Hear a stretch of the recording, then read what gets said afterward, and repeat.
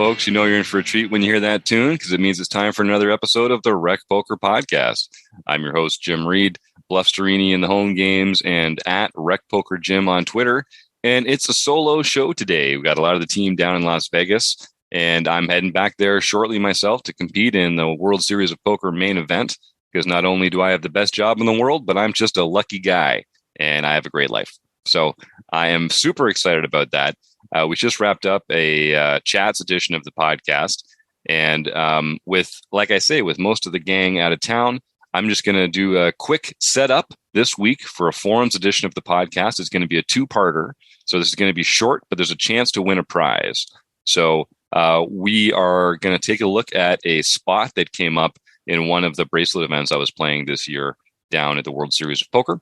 And without further ado, I guess let's just get into it. So I got to thank our sponsors, the Running Aces Hotel, Racetrack, and Casino, and of course, Mark Bershon at website AMP. And of course, all our premium members and Recce Crew members, without whom we could not do what we do here at Rec Poker. So like I said, if you don't know what's up with Rec Poker, it's a largely free community. We're mostly volunteers here. What we get together, we talk about poker, we study together, we play against each other, we try and beat each other. That's how you keep score. We like to have fun, but it's more fun when you win. So come and learn along with us for free over at rec.poker. I've played in 3 bracelet events in my first week down there this week. I'm going back down for the main event this week. Like I said, I played in the tag team event with George Sanford, which was phenomenal. Great program, great format. They executed it really well. I'm sure there were some headaches behind the scenes to get that stuff organized, but the tournament was run really smoothly, and it was a very collegial atmosphere. It was very familiar and fun, hobnobbing it in there. A lot. What's cool about it is a lot of the big players, they're only playing half the time, and they're relieving their friend, and so you often have big names in poker just kind of like walking through the tournament area and feeling social and reaching out to people. And so that was extremely cool. I would love to do that again next year. It would be hard for me to get a better partner than George Sanford, who I really enjoyed getting to know. So thanks for that, George. And I'm sorry that 10-jack suited that I shoved in there so aggressively did not see us in through to the winner's circle. So that was a phenomenal tournament. Also played the $600 deep stack, which was fine. Didn't seem like that deep a stack, honestly, to be called the deep stack. Started with 30,000 chips and 40-minute levels, but it was a fine tournament. I just donked it off with jacks because there is no correct way to play jacks from what I understand. But I was really looking forward to the Super Turbo Bounty because you know me, I like the bounties. That's very complementary to my style of play. I'm not as risk averse as some of you other tournament players out there. And so I was looking forward to getting a chance to get some chips in the middle and try and get them in good, win a couple bounties. It was a fun tournament. I did know, the blinds just went up so fast. It was like it was some kind of super turbo or something like that. They should like print that on the description of the tournament and let people know that it's like a real super turbo, which they did, of course, just so we're all being clear. I was staying with Taylor Moss down at the Flamingo for this one, and he and I had talked, we're both playing in it along with some other Rec Poker members. And we had talked about not being able to turn down edges in the same way that you could in a deeper structured tournament. So here's a spot that came up, and here's what's going to happen. So I'm going to outline the spot. And if you are if you listen to these Rec Poker podcasts, as soon as they come out, you're going to have a week to reach out on Twitter and tweet me your best guess for what the correct range of hands would be to proceed and what you think the hand was that I had that I folded.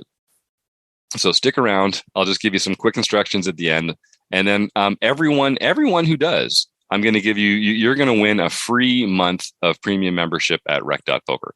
So if you're a longtime listener and you haven't had a chance to dip your toe in yet, here's a chance. This podcast comes out on Tuesday, and you'll have until next week's episode to tweet me with your answer. And everyone who tweets me in that first week, whether you're right or not, whether you have a good answer or not, you're going to get a free month at rec.poker.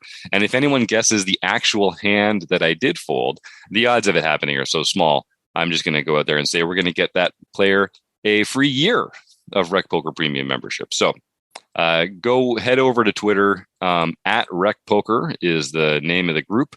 And we have a lot of fun. We put out all sorts of great information there. I'm at Rec Poker Jim. If you want to get a little more behind the scenes, some Steelers coverage and a little more tomfoolery. That's what I like to do on Twitter there, basically. But it's a terrible place. If you're not already on Twitter, then you should probably just keep doing whatever you're doing correctly and spare yourself. But if you are a Twitter degen like me and a lot of our other members, you'll want to go and check that out and see if you can win a free month of premium membership at Rec.Poker. So here's the spot. We're playing in the Super Turbo Bounty. It's a $1,500 one-day bracelet event. The blinds go up every 20 minutes, and they start at 1, 1, and 1. So 100 small blind, 100 big blind, and a 100 ante. And they skip a couple levels on the way along as well. So they definitely don't pull any punches when it comes to the structure. They go up very quickly. And you feel that when you're playing in the seats.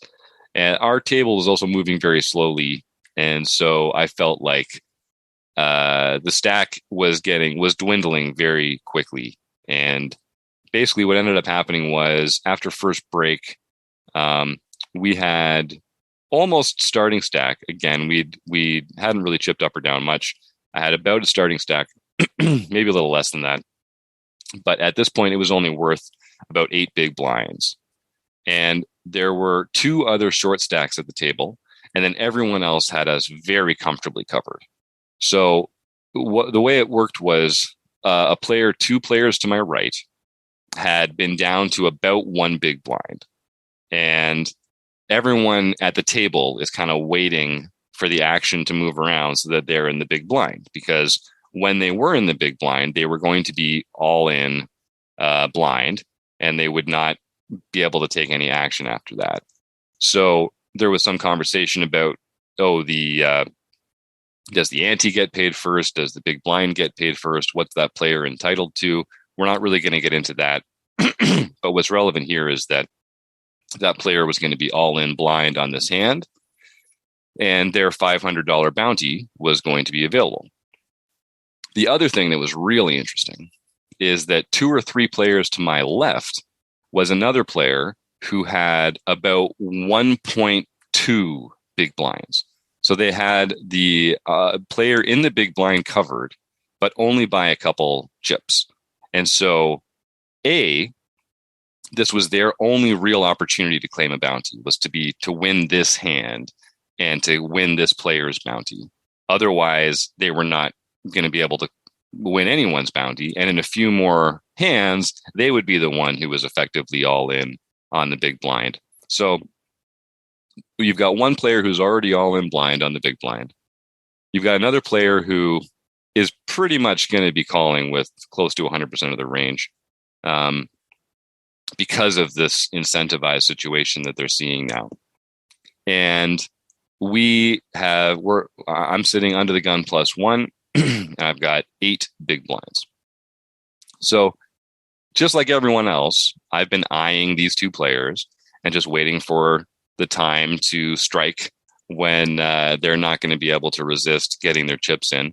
The big blind player was very disciplined. They'd folded under the gun previously to take this spot where they were going to get 2 blind cards.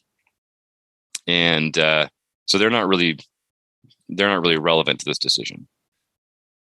So there's 3 short stacks, the big blind player who's all in, the player to my left, and me. Everyone else has at least 20 or 25 big blinds.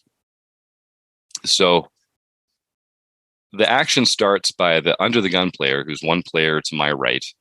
They make a large raise, which effectively puts me all in. It doesn't actually put me all in, but it effectively puts me all in. So my question to you, Rec Poker Nation, is either you can say, what is the range of hands that you would proceed with here, or what is the best hand that you would fold?